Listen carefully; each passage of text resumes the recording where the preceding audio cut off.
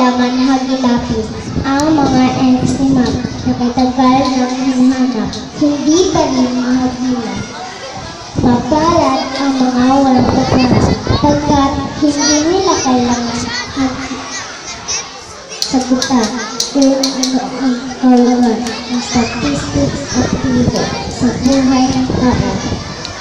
Mapalad ang mga walang pangarap dahil hindi nila kailangan magpasya kung ano ang pipiliin, aklat ba o droga, Facebook ba o Algeria.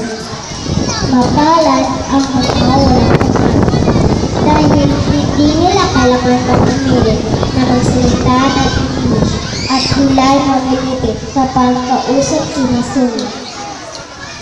Mapalad ang mga walang pangarap dahil hindi nila kailangan pag-aralan ang mga bayani ng bayan at magkakasalungat ang istorya sa libro ng akademya. Mapalad ang mga walang pangarap dahil hindi nila kailangan na malunod ng mga uno at dos sa ilang guro na kasentro sa pagtitinda ng kusina. Mapalad ang mga walang pangarap dahil hindi nila kailangan mag-invento ng matataas na grado sa nanay at tatay na umaasa ang buhay ay maiaw na mahibasa. Sila mapapalad.